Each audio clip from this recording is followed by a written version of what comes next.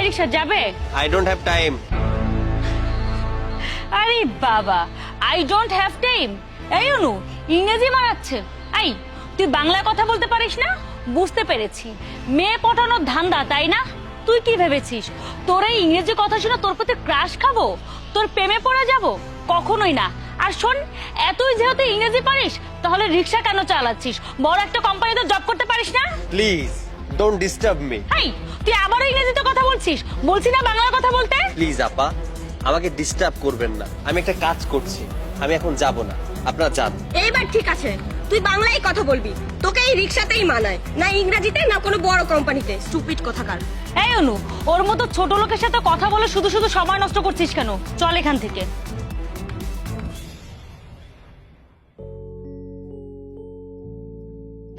আরে প্রিয়া, অনু, তোরা এখানে বসে কি করছিস? চোখে কি মাথা খেয়েছিস? দেখছিস না দুজনে বসে বসে গল্প করছি। আচ্ছা ঠিক আছে, বাদ দে। তোদের পড়াশোনার কি অবস্থা?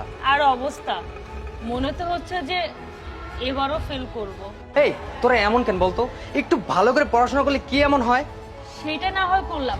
আচ্ছা, তোর কাছে কি এমন কোনো লোক আছে যে বই দেখে গুরুত্বপূর্ণ প্রশ্নগুলো দাগিয়ে দিতে পারবে? একজন তো আছে, সে অনেক বুদ্ধিমান এবং অনেক পরিশ্রমী। এবার বিশেষ পরীক্ষা দেওয়ার প্রিপারেশন নিচ্ছে। আমি যদি তাকে বলি, সে তোকে হেল্পটা করতে পারে। তাহলে তুই তার সাথে কথা বল। আর যদি কোনো টাকা পয়সা লাগে তাহলে কোনো ব্যাপার না, এটা আমি দিয়ে দিব। তুই যে কি বলিস না, তোর কাছে শুধু উল্টাপাল্টা কথা। সে কোনো টাকা পয়সা নিবে না, সে পড়াশোনা করতে ভালোবাসে।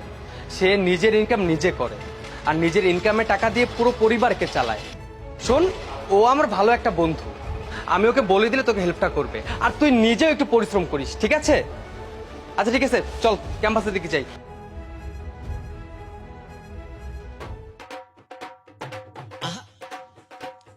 এবার মনে হয় বিশেষ পরীক্ষায় টিকেই ছাড়বি, তাই না? আরে তেমন কিছু না, আসলে প্রত্যেকটা মানুষ হয় কি এই লাস্টের দিকে এসে আটকে যায়। আমি গত বছর যেমন আটকে গিয়েছিলাম, এবার একটু চেষ্টা করছি যাতে আটকানোটা ছাড়িয়ে ফেলতে পারি, বিশেষ পরীক্ষায় পাশ করতে পারি। আমার কি মনে হচ্ছে জানিস, এইবার তুই নতুন ধরনের একটা রেকর্ড করতে যাচ্ছিস। রিক্সাওয়ালা যে কিনা বিশেষ ক্যাডার। শোন, বাবা মায়ের উপরে আমি নির্ভরশীল। কত কষ্ট করে বাবা মা আমাকে মানুষ করেছে। এবার আমি চাই আমার উপরে যেন পরিবারটা নির্ভরশীল হয়। আরেকটা কথা, মানুষ তো অটো চালিয়ে কত কিছু করছে, ফল বিক্রি করে কত কিছু করছে। আমি রিক্সা চালিয়ে কেন কিছু করতে পারবো না? আমি চাই রিক্সা চালিয়ে যেন বিসিএস ক্যাডার হতে পারে। জানিস বন্ধু, তোর এই আত্মবিশ্বাসকে আমি এই জন্যই এত সম্মান করি। তুই এই বিশেষ পরীক্ষা টিকার জন্য দিনরাত কি পরিমাণ পরিশ্রম করছিস, যা বলার বাহিরে।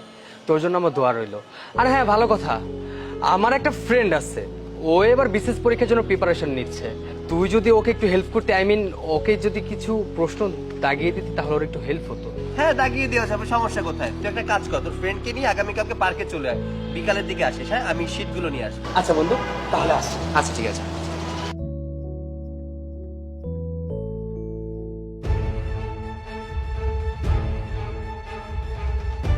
দোস্ত, তোকে এই মেয়ের কথাই বলেছিলাম, ওর কিছু প্রশ্ন তোকে দাগিয়ে দিতে হবে।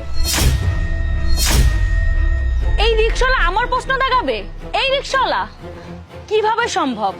আরে ও কে যে শুভ, তোর কি মাথা খারাপ হয়ে গেছে? তুই আমাকে একটা রিক্সাওয়ালার কাছে নিয়ে এসেছিস প্রশ্ন দাগানোর জন্য? তুই কাকে কি বলছিস? ও রিক্সা চালালে তো কি হয়েছে? ও পড়াশোনা অনেক ভালো। আচ্ছা, পড়াশোনায় ভালো হলে কি ও রিক্সা চালাতো? ঠিক আছে, তুই আমাকে বল কোন শিক্ষিত মানুষ রিক্সা চালায়? দেখ, ও না তোর মতো না যে ফ্যামিলি থেকে সমস্ত খরচ নিবে। ও নিজের খরচ নিজে চালায়, পাশাপাশি ফ্যামিলিটাকেও চালায়। ও না তোর মতো বাসায় গিয়ে ওর বাবাকে বলতে পারবে না যে বাবা আমাকে টাকা দাও, আমি টিউশন ফি দিব, বাবা আমাকে টাকা দাও, আমি বই কিনবো। দেখ, ভুলটা আমারই হয়েছে, তোর মতো একটা পাগলকে ওর কাছে এনে তুই না জেনে না বুঝে ওকে জাজ করছিস। আরে ভাই, বাদ দে তো এসব কথা। আরে তুই কাকে কি বোঝাচ্ছিস? ও কি এসব কিছু বোঝে? বড় লোকের মেয়ে, ওরা এগুলো বোঝে না। ওরা শুধুমাত্র জানে যে রিক্সাওয়ালারা অমানুষ, ছোট লোক। ওরা কি শিক্ষিত হতে পারে এটা কি ওরা জানে? এই যে ম্যাডাম শুনুন, এখন ঘরে ঘরে গ্রাজুয়েশন কমপ্লিট করা ছেলে রয়েছে, যারা রিক্সা চালাচ্ছে, ভ্যান চালাচ্ছে, ফল বিক্রি করছে। আপনাদের মতো ম্যাডামরা ভাবে হয়তো এগুলো ছোট কাজ। ম্যাডাম, রিক্সাওয়ালারা যদি রিক্সা না চালাতো তাহলে আপনারা কিভাবে যাতায়াত করতেন? ফল বিক্রেতারা যদি ফল বিক্রি না করতো তাহলে ফল কোত্থেকে কিনে খেতেন? এই ছোট কাজ করে আমাদের সংসার চালাতে হয়। আমি এই টাকা দিয়ে আমার পড়াশোনার খরচ চালাই, আমি এই টাকা দিয়ে আমার নিজের খরচ চালাই। টাকা আমি বাসায় দেই। আমার জীবনে হয়তো আমি অনেক টাকা ইনকাম করতে পারিনি, তবে একটা জিনিস অর্জন করেছি, সেটা কি জানেন? শিক্ষাগত যোগ্যতা। আমি জানি কিভাবে মানুষকে সম্মান করতে হয়, শ্রদ্ধা করতে হয়। যাই হোক, এসব কথা বাদ দিন, আপনার শীটটা দিন, আমি দাগিয়ে দিচ্ছি।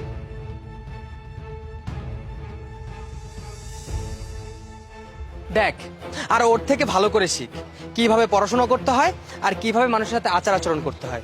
এই তুই না কিছুক্ষণ আগে নিজেই বলেছিলি যে তুই পরীক্ষায় ফেল করবি, তুই ফাঁকিতে লটকাবি, আর এখন প্রশ্ন দেখাতে সমস্যা। শোন, ও রিক্সা চালাকার যাই করুক, ও জ্ঞানের দিক থেকে অনেক এগিয়ে। এই দেশের চাকরি না থাকলে মানুষ কি করবে? তার জন্য তো ও নিজের চাকরির প্রিপারেশন নিজেই নিচ্ছে। এই নিন। শুনুন, আপনার যদি কখনো টাকা দরকার হয় আপনি আমাকে বলবেন। আরে না না, আমাকে টাকা দিতে হবে না।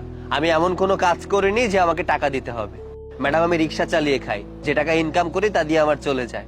আর টিক দিয়ে যদি টাকা নেওয়ার হতো তাহলে আমি কোচিং সেন্টার খুলে বসতাম, শুধু টিক দিতাম আর টাকা নিতাম। দোস্ত, তুই কিছু মনে করিস না, ও না এমনই বড়লোক বাবার অহংকারী মেয়ে, তো তাই সবকিছুতে টাকার অহংকারটা একটু বেশি দেখায়। তাই চল আসছি। আয়।